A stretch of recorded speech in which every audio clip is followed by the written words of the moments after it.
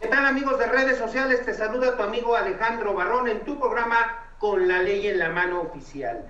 Espero que te encuentres bien, que ya hayas comido, y si estás comiendo, buen provecho. Si vas a comer, que tengas un excelente provecho y una excelente tarde. Hoy, en nuestro programa semanal de Con la Ley en la Mano Oficial, vamos a tratar el tema de los derechos humanos.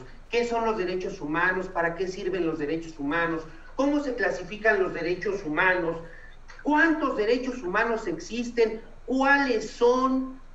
¿Cómo se clasifican estos a través del tiempo? ¿Y qué es lo que ha pasado o qué es lo que está pasando hoy en esta actualidad con este problema de salud de índole internacional que se ha denominado una pandemia en situación médica? Bien, hoy para platicar el tema de Derechos Humanos se encuentra con nosotros el licenciado Guillermo Munguía Ibarra. Él es especialista en Derecho Administrativo y Derecho Penal, es abogado por la Universidad del Valle de México,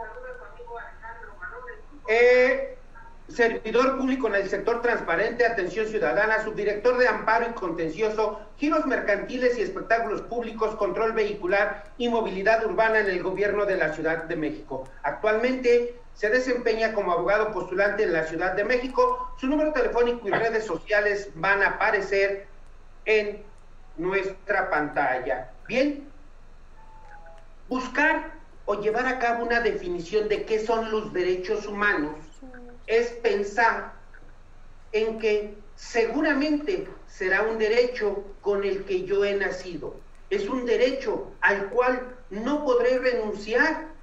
Es un derecho que está conmigo por el hecho desde la concepción. Es un derecho que nunca voy a perder. Garantías constitucionales, derechos fundamentales, hoy derechos humanos. Tengo derecho humano al trabajo. Pero también tengo un derecho humano dentro del trabajo. Hoy, para platicar el tema de derechos humanos, le damos la más cordial bienvenida al licenciado Guillermo Munguía Ibarra, quien hoy platicaremos amenamente con él. Licenciado, te damos la más cordial bienvenida. Buenas tardes. Muchas gracias, doctor.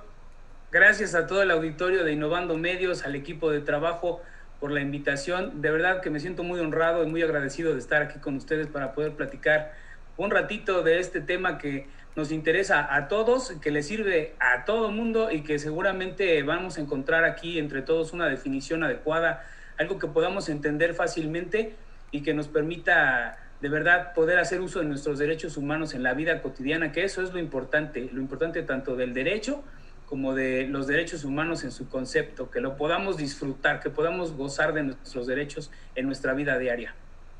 Claro. Doctor, ¿qué son los derechos humanos?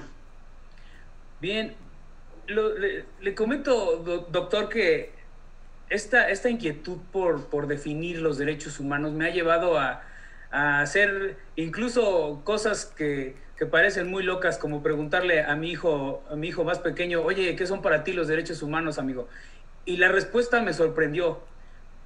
Me dijo: papá, los derechos humanos yo los veo como un poder. Son un poder para mí. Es mi poder para hacer muchas cosas, es mi poder para poder ir a la escuela, es mi poder lo que me facilita estar a un lado de mi familia, es mi escudo. Y me sorprendió mucho más que pudiera él entender que sus derechos humanos se materializan en su vida diaria. A raíz de esto me tomé un poquito de tiempo para con la ayuda de muchos de mis amigos y mis vecinos, hacer una pequeña encuesta y preguntarles a todos qué son para ti los derechos humanos. Y encontré que las definiciones de derechos humanos casi siempre nos llevan a una redundancia. Es tan obvio lo que es un derecho humano, es tan obvio el concepto, que a veces pasamos por alto esas particularidades que son reales. Por ejemplo, las definiciones que están al alcance de todo el mundo en internet y en diversas plataformas siempre te dicen que los derechos humanos son los derechos. Siempre son los derechos para, y le agregamos cualquier actividad, nuestros derechos a la libertad, a la salud, a la movilidad, a la libre expresión, etcétera. Pero ¿cómo puedo separar esta parte no tener que ponerle ningún adjetivo al derecho humano y que sea lo más puro posible para que todo el mundo lo comprenda. Y entonces llegué a una conclusión de que los derechos humanos son todas las prerrogativas que tiene la persona humana por el simple hecho de ser humano, y que le van a servir para tomar decisiones, para no tomar decisiones, para evitar hacer diversas cosas, para decidir sobre su persona, todo en favor de su dignidad y para mantener su desarrollo en una sociedad pacífica y tranquila para él.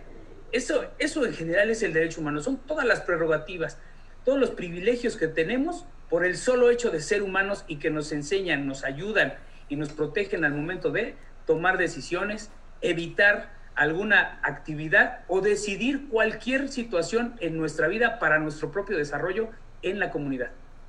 Pero que además de todo, aquí sí cabe decirlo, aun y cuando redunde en el tema, son sin distinción, de raza, de edad, de sexo, de nacionalidad, sin distinción alguna. Es correcto. ¿No? Y por el simple hecho de ser humano. Claro. Y todo lo demás es accesorio.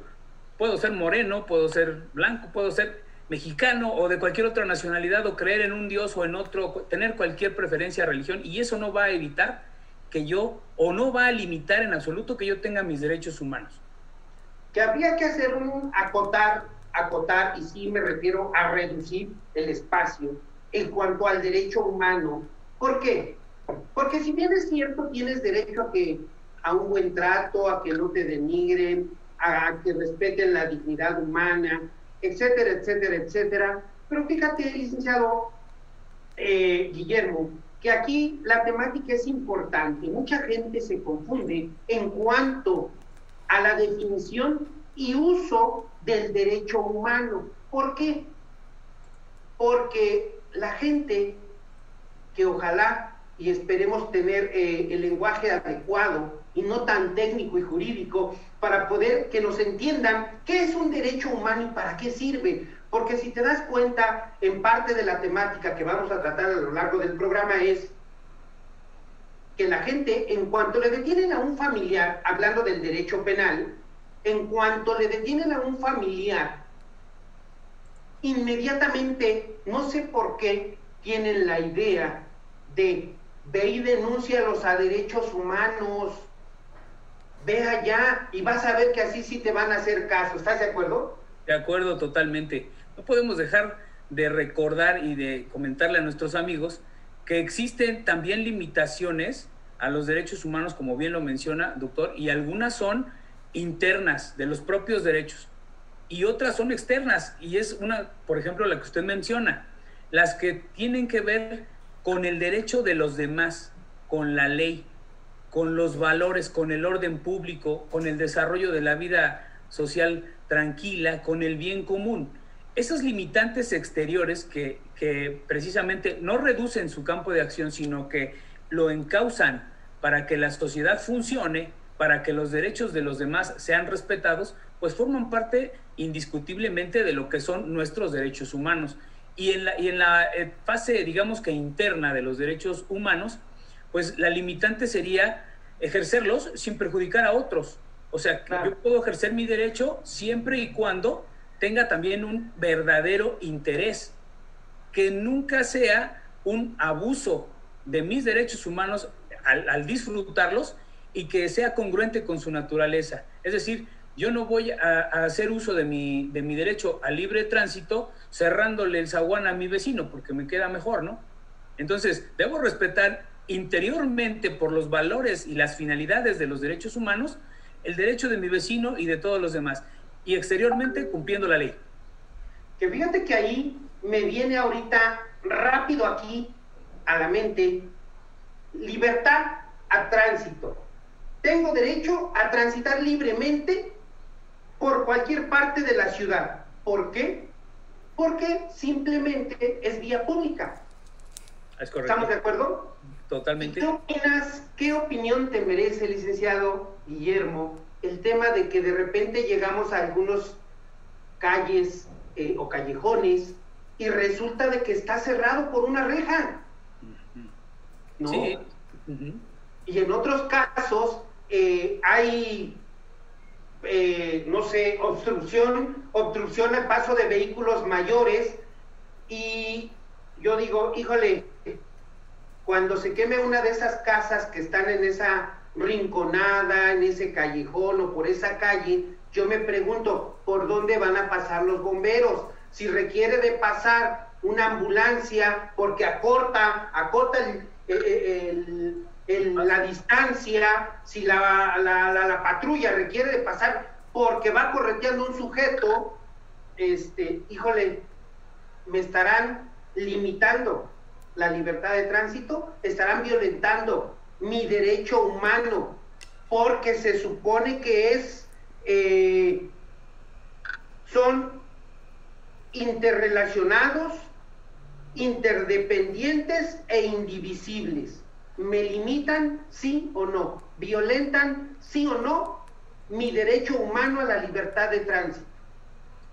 Es muy cierto, y es un problema de todos los días.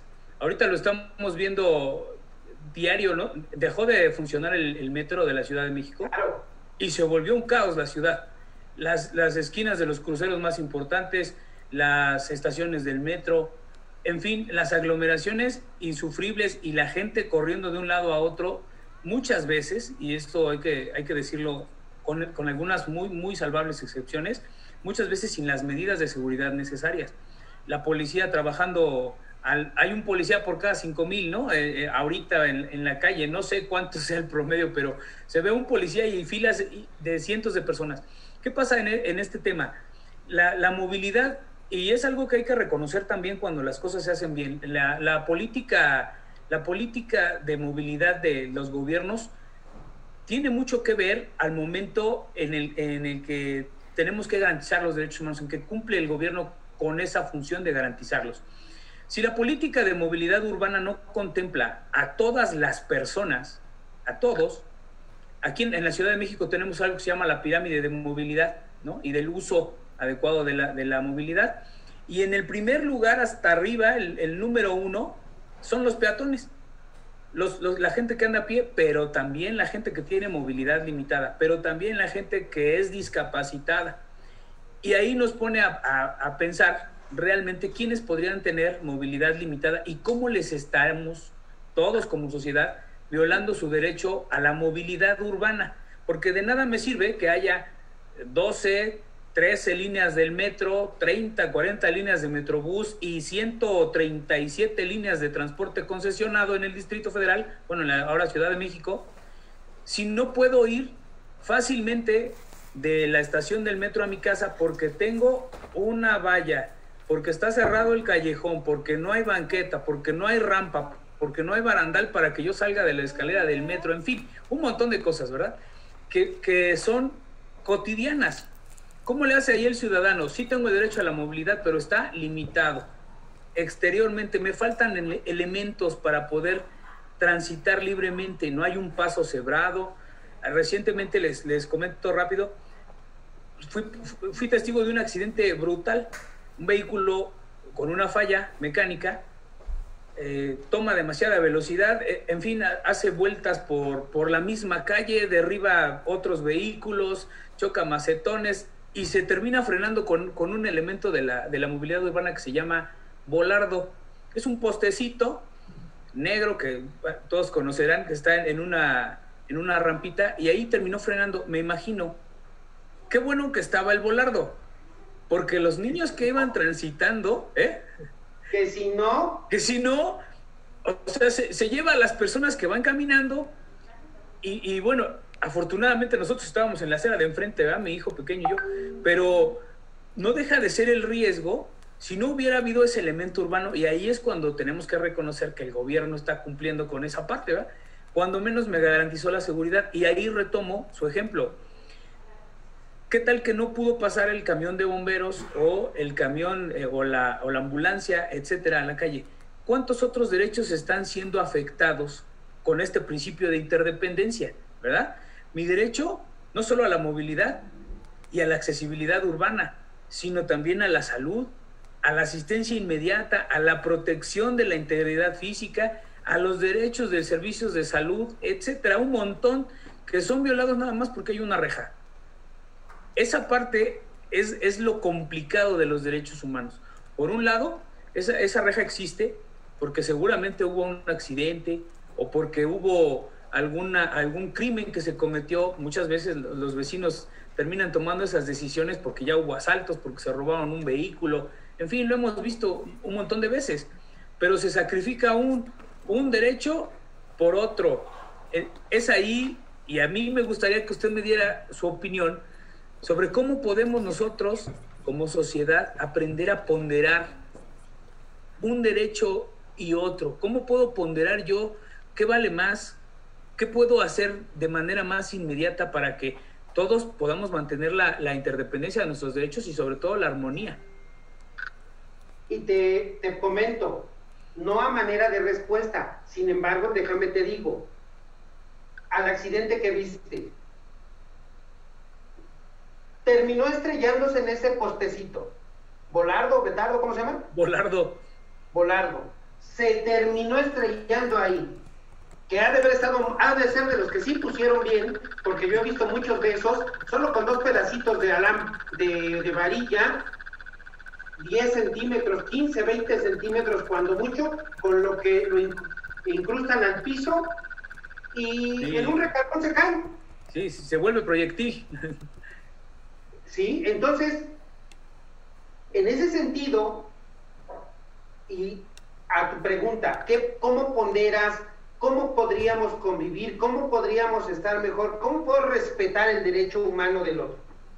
1, comentas falla mecánica. Quiero pensar que sí te percataste no solo de la forma en que ocurrió el accidente, licenciado, sino que fuiste más allá y dices, oye, ¿qué pasó, no? Sí, claro. Me fallaron los frenos. Pues sí, pero 1, si aprendemos a respetar el reglamento de tránsito que te dice que en una calle común normal tu velocidad máxima es de 20 kilómetros por hora, no te pasa eso.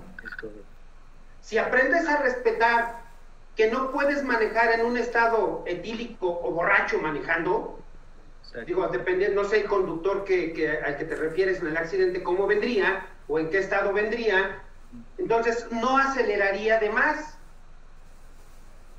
La respuesta bien clara y bien concreta es el respeto. Así es. Y no me quiero regresar a Benito Juárez, ¿verdad?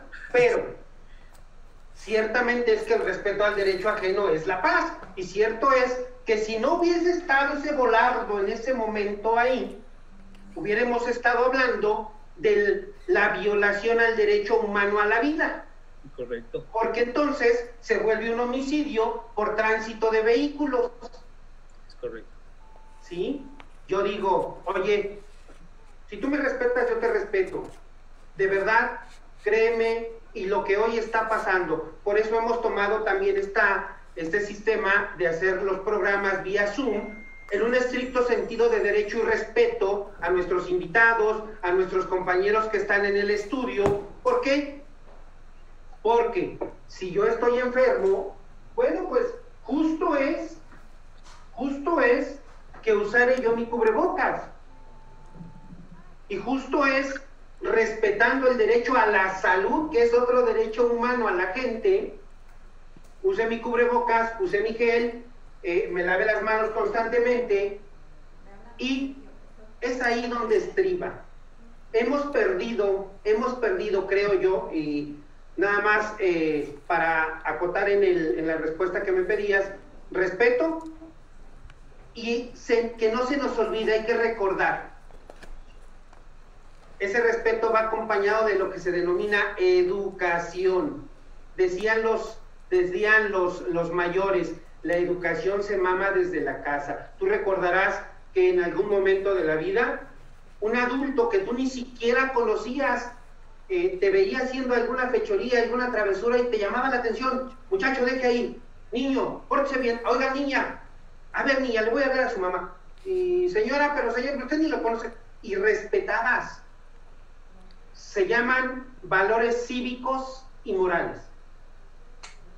Es correcto, doctor, y de verdad es que la realidad de los derechos humanos implica la solidaridad entre todos.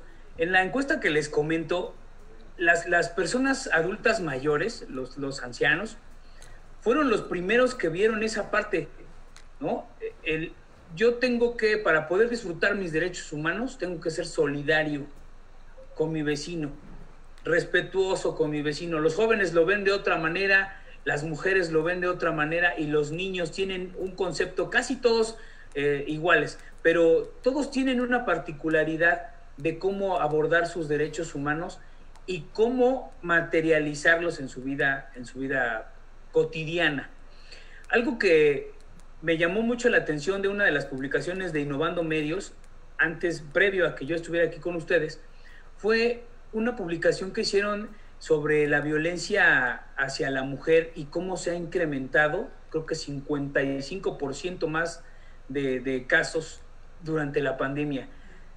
Me pareció increíble, impresionante, mejor dicho, que 35,000 mujeres en el lapso de la pandemia fueron víctimas de su propia pareja y tuvieron la necesidad de buscar acompañamiento jurídico, policíaco, de instituciones privadas, de derechos humanos para garantizar su seguridad, su derecho a la paz y a la no violencia dentro de su propio domicilio.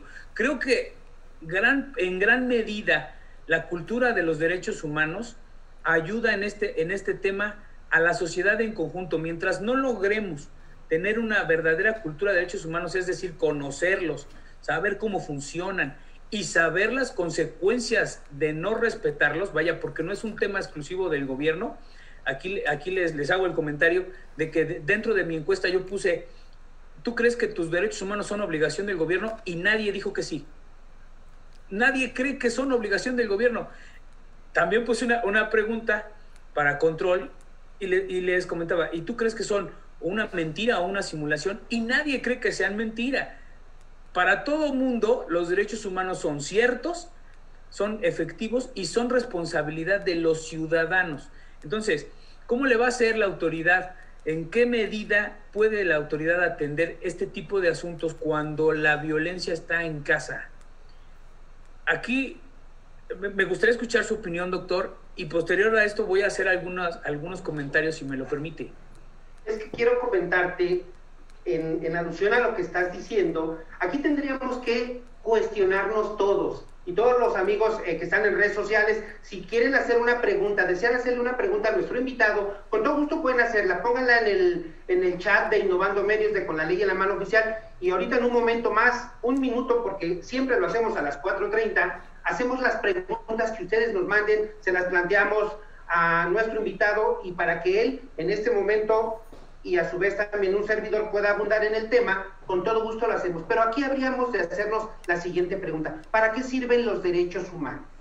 ¿Qué tengo de beneficio con los derechos humanos? Y tendríamos que decir que el derecho humano te sirve para establecer un estándar, una línea de vida o convivencia social que te asegure una buena condición de vida básica, para que tú puedas transitar libremente, para que puedas decidir sobre tu persona, sobre tu cuerpo, sobre cómo escojo a mi pareja, sobre qué trabajo voy a elegir, sobre qué es lo que yo requiero. Tendríamos que plantearnos esa pregunta y escuchar una respuesta. Cada quien tendrá una respuesta a su forma y a su manera. Me voy a tomar antes el tiempo y vamos a enviar saludos. Bueno, ahorita tenemos aquí a Maricruz Sánchez, que te dice buena tarde. Gracias, Maricruz. Dice que el tema es importante porque la Ciudad de México tiene muchas carencias en la infraestructura, mala señalización y pésimo balizado, además de mala educación vial. Y te dice de mala educación vial, Maricruz. Ahí se quedó. César Guzmán nos dice, buenas tardes, gracias. Los derechos humanos, una brillante participación del licenciado Guillermo Munguía. Patricia Sánchez, Entonces, cuando existe abuso policial en materia de derechos humanos, esa es pregunta. ¿Qué pasa cuando existe abuso policial? Te damos respuesta a esa y te leo la otra. Por supuesto. Si me permite, licenciado, la naturaleza de los derechos humanos precisamente se dio en razón del abuso, del exceso de los gobernantes.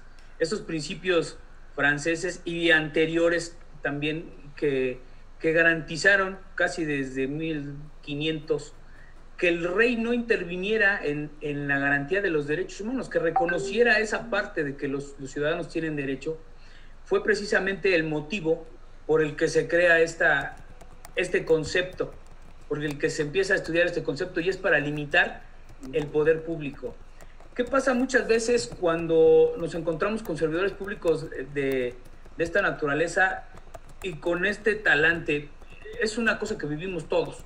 Cuando vamos a pagar el agua, cuando vamos a hacer un trámite de impuestos o lo que, simplemente al solicitar la asistencia de un policía.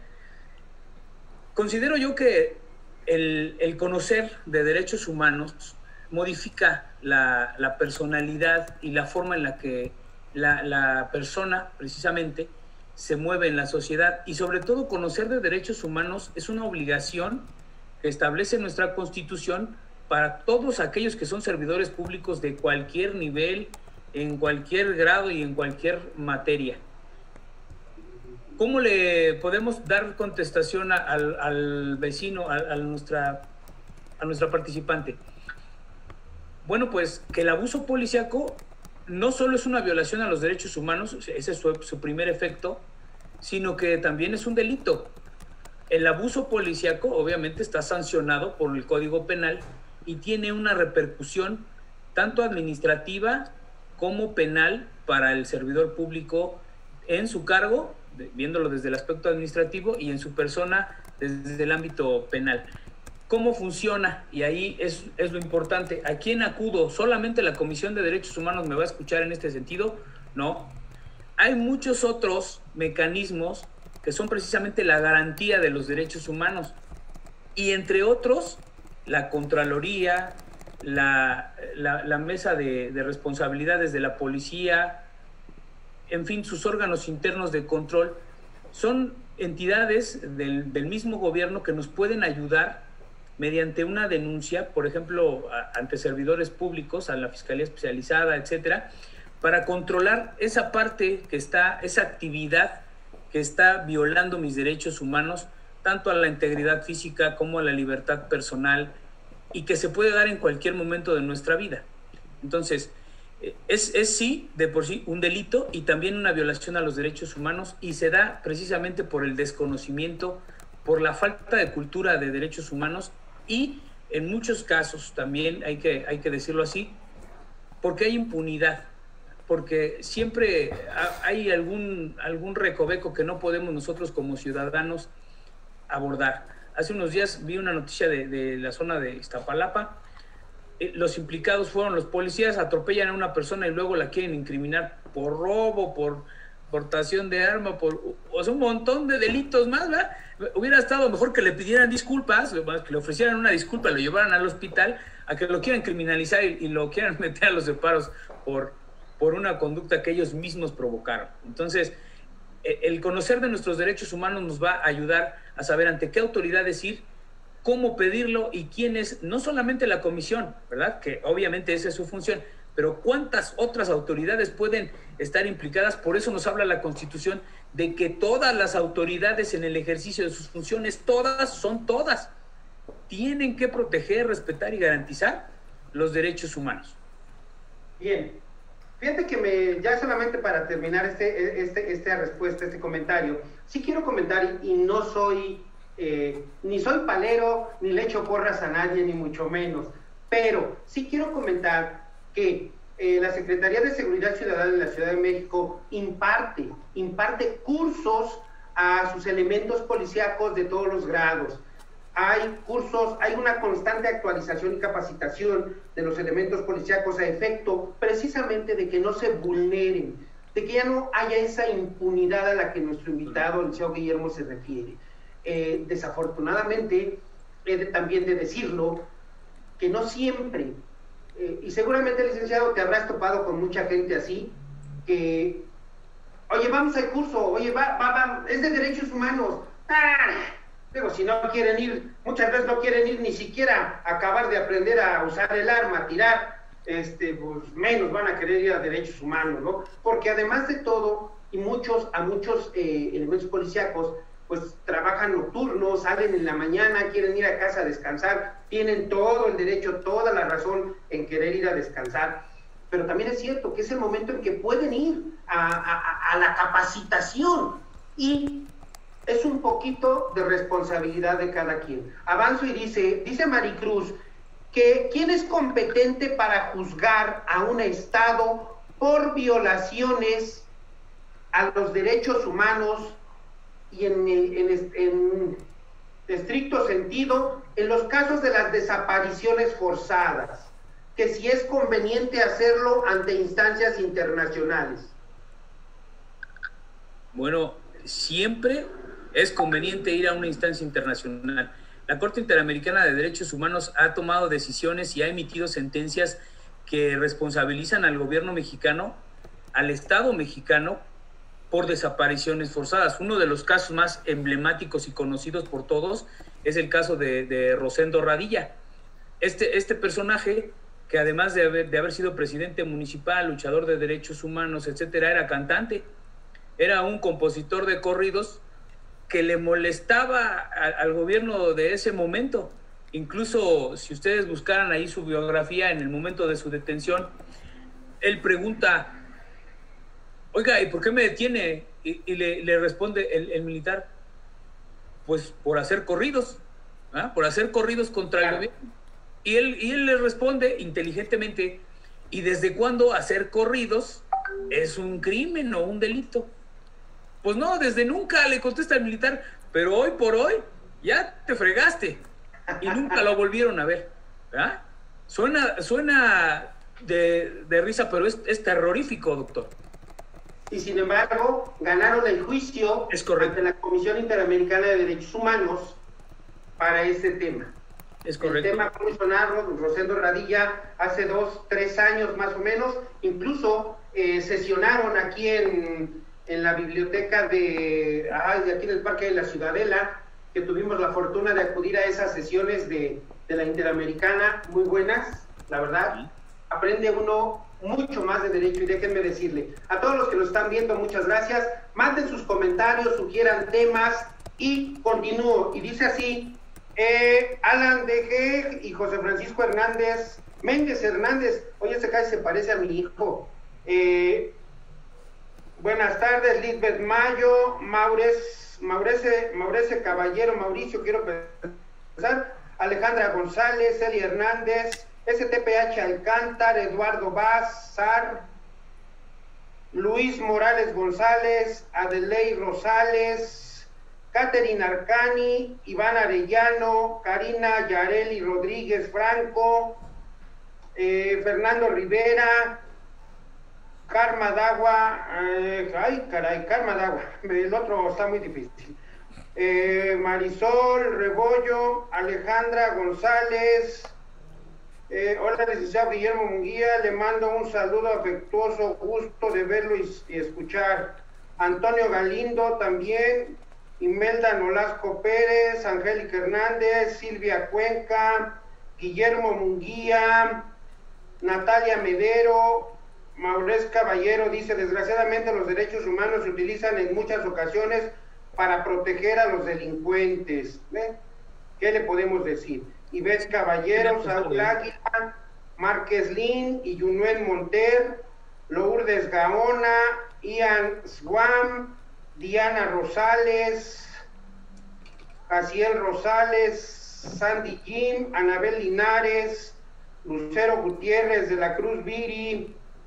Lucero Gutiérrez dice, así es, ya que nosotros no sabemos nuestros derechos y los violan todas las instituciones, desgraciadamente. Jaciel Rosales te pregunta, licenciado, buena tarde, yo tengo una pregunta con su opinión personal. En el hipotético caso de que un asesino viole los derechos humanos de otra persona y o terceros, el asesino debería de perder sus derechos humanos. ¿Podría considerarse el asesinar a tu prójimo como un acto inhumano y a su vez con esto perder los derechos humanos? Esa es la pregunta. Bueno, la respuesta es inmediata. Para un homicida es obviamente se le atribuye una violación a los derechos humanos, y al primero, que sería la vida, ¿verdad? Nuestro derecho a la vida. Ya desde el momento en que esta persona priva de la vida a otra de manera dolosa, porque eso es así lo que entiendo, pues lógicamente que carece de ese valor humano del respeto a los derechos humanos de su prójimo, por tomar tus palabras. Entonces, ya desde ese momento, esta persona se pone en un plano difícil para sí mismo. ¿Por qué? Tiene que ser inmediatamente, de acuerdo con el sistema jurídico mexicano, aislado de la sociedad. Y ya perdió sus derechos humanos a 2 o 3 cosas mínimo de entrada, ¿no? A su libertad, a la libertad de tránsito, y además conserva uno, que es el derecho de acceso a la justicia. O sea, sin embargo que ha perdido sus derechos civiles y políticos, su libertad de tránsito y su libertad inmediata, pues además, por el hecho de ser humano, conserva su derecho a un juicio justo. Esto sí, no se lo podemos quitar, ¿verdad? Tiene una dignidad humana. Y aprovecho con esto para mencionar, retomando un poquito el tema de Rosendo Radilla. A él nunca lo encontraron.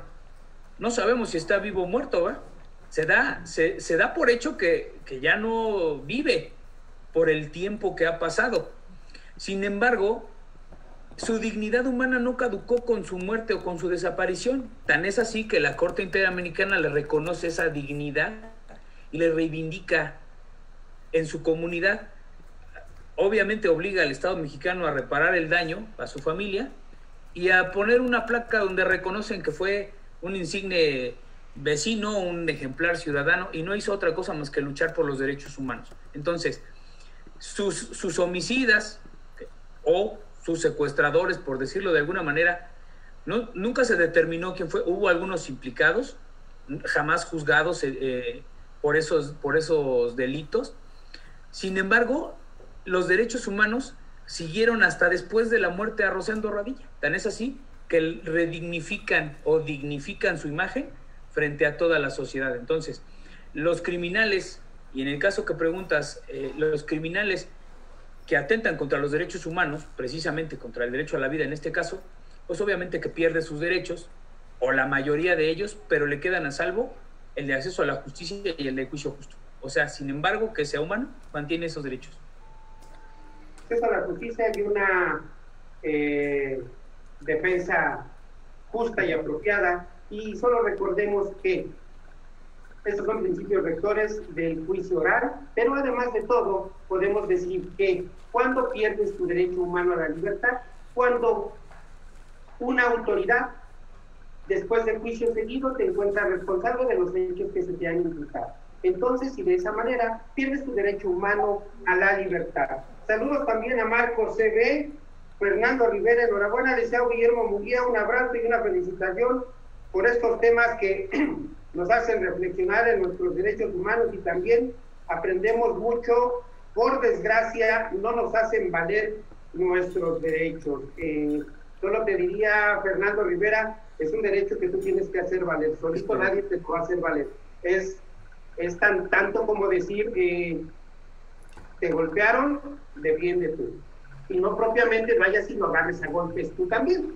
Si hay una lesión, puedes acudir ante la instancia correspondiente para hacer valer ese derecho humano a la salud. JL Cuenca, Margarita Caballero, Patricia Sánchez, Alberto García Valencia, Leobardo Ramírez, Alex Muñoz, Jordi Sáenz, a todos muchas gracias, buenas tardes a los que acabo de mencionar, y en un momento más y antes de irnos ya les diré cuánta gente hasta este momento se han conectado, llevamos 36, 34, 36, sube, baja. Los derechos humanos, un tema muy importante y de mucha relevancia que tú debes de observar y tú debes de poder saber utilizar. Es todo aquello con lo que tú naciste. De entrada, y te lo dejamos ahí, y tendríamos que decir, licenciado, ¿cuántos son los derechos humanos? ¿Cuántos derechos humanos existen? Okay. En el estudio de los derechos humanos encontramos que los organismos internacionales han catalogado 30 básicos. Si nosotros nos damos una vuelta por el Museo de Memoria y Tolerancia, que está a un ladito de los tribunales familiares en Avenida Juárez, la temática es esa, 30 derechos humanos reconocidos. Pero en México, el catálogo de derechos humanos que la Comisión Nacional ha publicado y que está disponible en su página web es de 46, y a mí me sorprendió por qué tantos, o sea, por qué son 16 más. Hay que recordar que el marco internacional de los derechos humanos tiene que ver precisamente con los tratados internacionales, y hay varios, ahí les voy a dejar a disposición de quien lo requiera, una presentación con los más importantes. Pero además, el gobierno mexicano tiene un catálogo mínimo de derechos que están contenidos en la Constitución, y esos derivan precisamente en derechos más específicos por las generaciones de ellos. No sé si usted nos pueda comentar algo sobre las generaciones de los derechos humanos, doctor.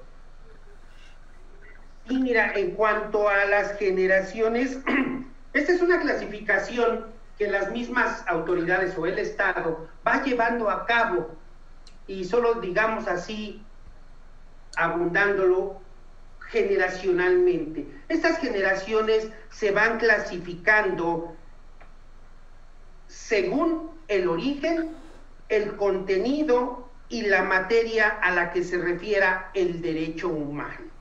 Por eso, inicialmente, y ahorita lo vamos a comentar, cómo fueron primera, segunda y tercera generación. Es en ese entendido que debemos de comentar que dentro de estas clasificaciones existen 3 clasificaciones de generaciones en función al momento histórico en que surgieron o del reconocimiento que se ha tenido de estas. Es por eso que tenemos de entrada y de momento 3 generaciones en derechos humanos. Primera generación. Civiles y políticos. Civiles y políticos, claro está, que finalmente dices, oye, civiles, pues sí, todos aquellos a los que yo tengo derecho por ser una persona. Políticos, una vez que he cumplido, alcanzado la mayoría de edad para el Estado mexicano o la República Mexicana, los 18 años. Segunda generación. Segunda generación de derechos humanos fueron los de igualdad. No, económicos, sociales. Económicos y sociales. Que tendríamos que hablar cuando se incorporan todas. Correcto. Los pueblos, hoy, fíjate nada más cómo ha cambiado, ¿Sí? Hoy se llaman pueblos originarios. Pueblos originarios. ¿No? Y entonces tendremos que hablar tanto de la economía como de lo social y de lo cultural. Y en esta tercera generación de derechos humanos, que corresponden a los grupos de personas o colectividades que comparten intereses comunes. ¿Cómo? El tiempo nos ha llevado a intercalar, a intercambiar, y ninguna de estas generaciones es menor que la otra. Ningún derecho humano pierde una vigencia o pierde efectividad o pierde fuerza. ¿Recuerdan que desde que naces lo tienes? Es irrenunciable. Jamás vas a renunciar a tus derechos políticos, salvo juicio. Seguido, sí. Sí, el tema de las generaciones de los derechos humanos me llama mucho la atención, que ahora se maneja una cuarta generación de derechos humanos que deriva precisamente del acceso a la información, el uso de las tecnologías, el acceso a las tecnologías Y aquí cabe mencionar una situación que es real. ¿Qué pasa con las generaciones de personas, hablando de humanos, que nacieron cuando no existía este tipo de tecnologías? No te me quedes viendo feo, por favor. Yo soy la generación X, precisamente. Es responsabilidad de todos poner a estas personas en contacto con la tecnología, con los medios de comunicación, con las nuevas formas de comunicarnos y de interrelacionarnos entre seres humanos. Por eso hablamos de progresividad. Cuando me mencionan este concepto, que de verdad creo que es bueno, desarrollado por Karel Basak, el de las generaciones de los derechos humanos, me hace pensar también en las generaciones humanas, cómo tendríamos que irnos ajustando precisamente al ritmo del crecimiento progresivo de los derechos humanos. Y ese es el principio de la progresividad. Por eso la Constitución habla de eso. Conforme vaya avanzando el desarrollo, vamos a ir incrementando la capacidad de ese derecho y obviamente accediendo a nuevos derechos. Ya lo dijiste, ¿cuánta generación? Acceso a las comunicaciones y acceso a la tecnología. Y me voy a tomar... Claro. Y entonces, hoy tengo internet en el transporte público, tengo internet en los jardines públicos, tengo internet en todas aquellas áreas públicas que dependen propiamente del Estado, ¿sí? Y es que entonces podemos remirarnos aquí. Sí. ¿Sí? Y podemos observar toda esta temática. Fíjate que qué feo y no me gusta, pero yo siempre les he dicho y quiero comentarles también, hace mucho tiempo, compláceme, les digo que cumplimos 7 años ya en el medio, 2 años hicimos radio y llevamos ya 5 años haciendo televisión por internet, llevando estos programas a cabo, y es muy interesante cómo ha ido cambiando. Dice Maricruz, mucho se ha comentado de los derechos humanos de la víctima y del victimario, pero ¿cómo se fija el límite de los derechos humanos de cada uno? Parece demasiado etéreo o difícil de definir. La percepción es que se protegen más los derechos humanos del victimario que de la víctima y de sus familiares. ¿Qué opinión te merece? Bueno, aquí quiero mencionarles, voy a tratar de hacer un ejercicio con todos ustedes.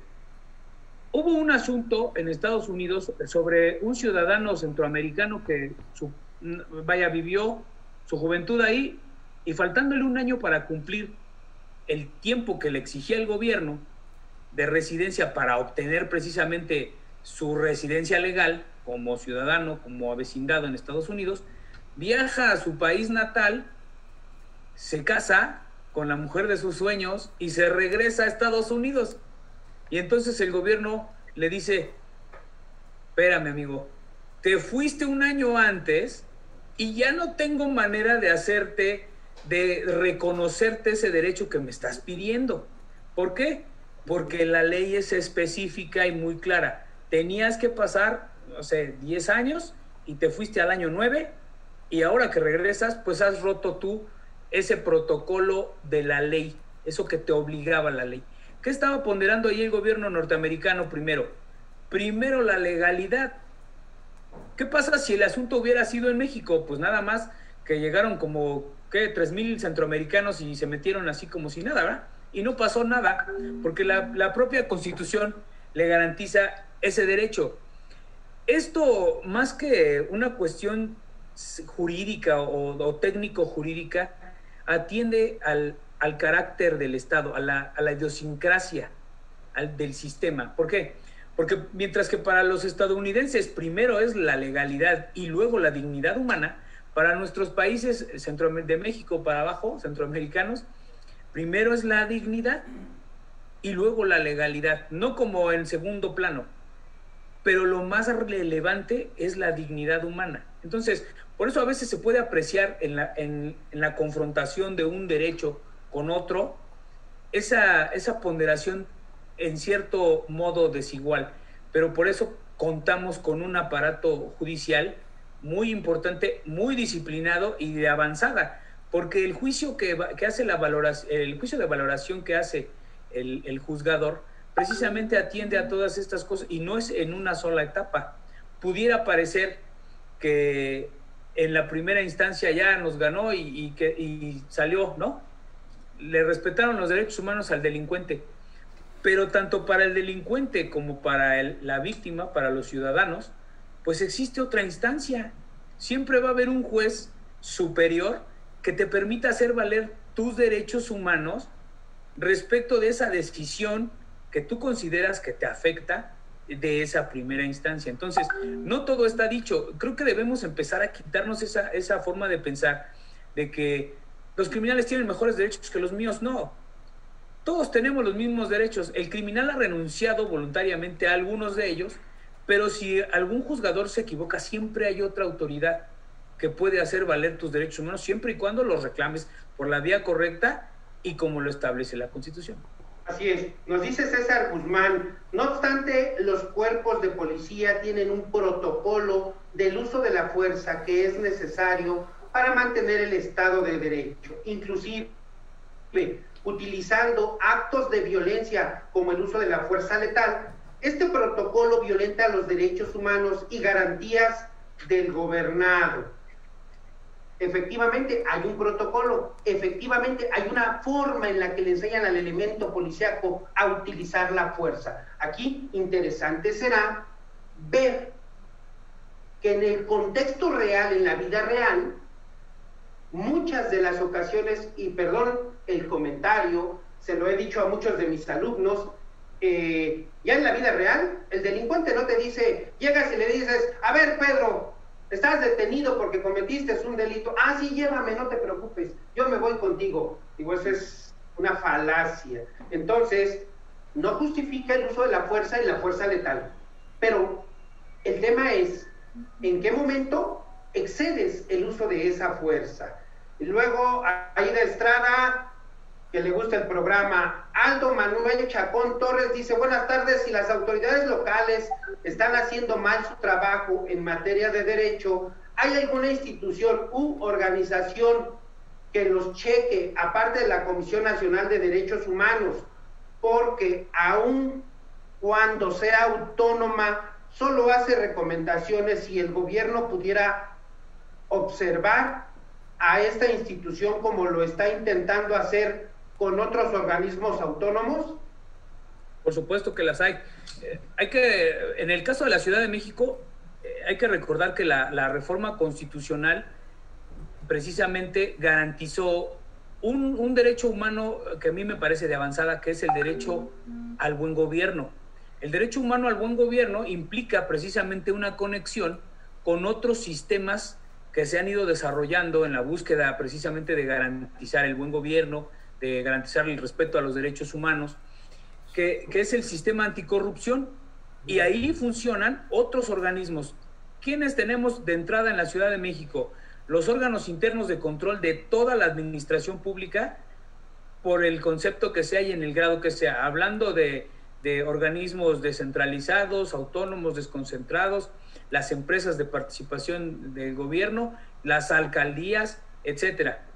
Todas tienen una unidad de vigilancia interna que normalmente se llama Contraloría u órgano interno de control, además de que está la Secretaría de la Contraloría, la Contraloría Móvil, que es una especie de ministerio público en ese tema. Y si no hay respuesta ahí, pues tenemos a la Secretaría de la Función Pública Federal, que esa también es competencia, más bien que tiene también competencia en materia administrativa dentro de la Ciudad de México y que puede atender fácilmente quejas contra servidores públicos que violen derechos humanos, que puede ser en cualquier ámbito, doctor. Algo que se me acercó a alguna persona y me dijo, oiga, Lick, ¿cómo le hago con esto? Siento que ya no tengo que luchar más por mis derechos. Fíjese que tengo un problema con la luz y con el agua y con esto y con la reja y con, en fin. Y le dije, ¿ya fue a la alcaldía? Ya fui a la alcaldía. Y de ahí me mandaron a SACMEX y me mandaron a CEDUBI y me mandaron... pero a donde quiera que voy encuentro un servidor público con una cara así de larga, mire, larga, y siempre me dice lo mismo. ¿Qué quiere? Como decía el no hay, no sé si recuerdan, venía o viene, ¿no? Venía o viene, no, pues es que venía a preguntar, venía o viene, fórmese para allá, quítese de mi vista. A mí me ha pasado, doctor. Claro. Fuera de aquí, hasta que yo le llame 2 o 3 horas después y me dice esta persona, siento que no soy digno de que me atiendan. Creo que ya es suficiente. ¿Será esa una violación a los derechos humanos? ¿Será una violación a la dignidad humana el maltrato de un servidor público? Por supuesto que sí. Claro que sí.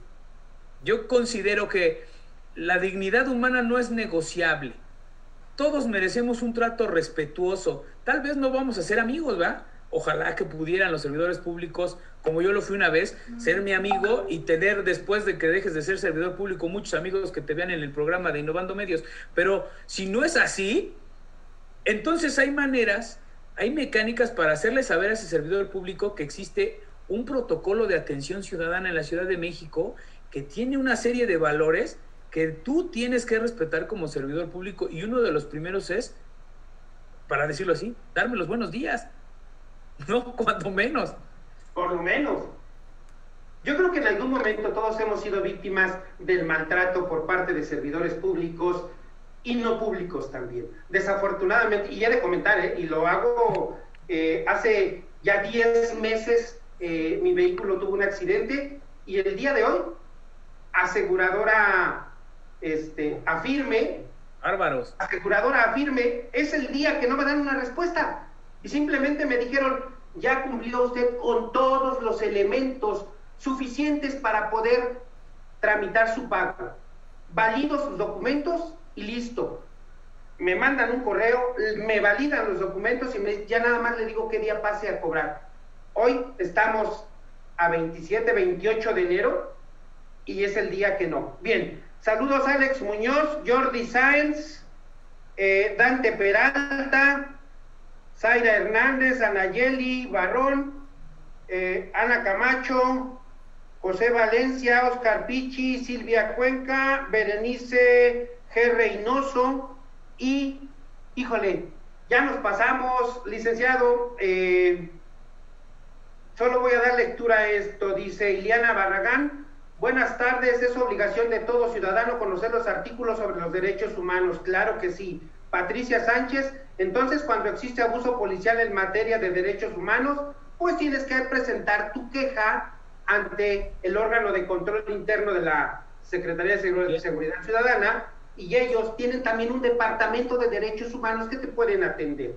César Guzmán, buenas tardes, excelente tema, gracias. María de la Paz Aparicio, buenas tardes, es de honor reconocer las acciones correctas de la autoridad, así como el señalar sus arbitrariedades o las deficiencias. Gracias. Y a todos ustedes, muchas gracias, mi estimado licenciado Guillermo. Me apena mucho tener que cortar tan abruptamente, pero ya nos pasamos y nos van a querer cobrar de más. Una recomendación que le quieras hacer a nuestros amigos en redes sociales. Pues muchas gracias por el favor de su atención. Un tema sumamente extenso. Ojalá que todos con esta plática hayamos tenido al menos la intención o lográramos tener en nosotros ese espíritu de conocer, de investigar más sobre nuestros derechos humanos, de hacerlos valer sin miedo, de hacerlos valer, sí, de manera respetuosa, de manera ordenada en la ciudadanía, pero sin miedo, de verdad. Las instituciones están para esto, los profesionales del derecho estamos para esto, para hacer valer los derechos de las personas que se sientan agraviadas y sobre todo para que entre todos logremos una sociedad mejor, estable y pacífica, donde podamos desarrollarnos libremente. Claro, y te recuerdo, si tú respetas al prójimo, te van a respetar. Y decían muchos por ahí, como me trates, serás tratado. Luego entonces, me aprecia mucho el poder saludarles, el poder felicitarles, que tengan un excelente provecho. Señor Guillermo, muchas gracias por haber estado con nosotros, gracias a nuestros amigos de Innovando Medios que hacen posibles estas transmisiones, Maetzin, Sergio, Alan, Victoria, Verónica, y quien se me olvide por ahí, todos los que participan en Innovando Medios, muchas gracias. Gracias, Liceo Guillermo. A todos, excelente tarde. Nos vemos hasta la próxima, Mati. Nos vemos hasta la próxima. Gracias. Un abrazo. Abrazo.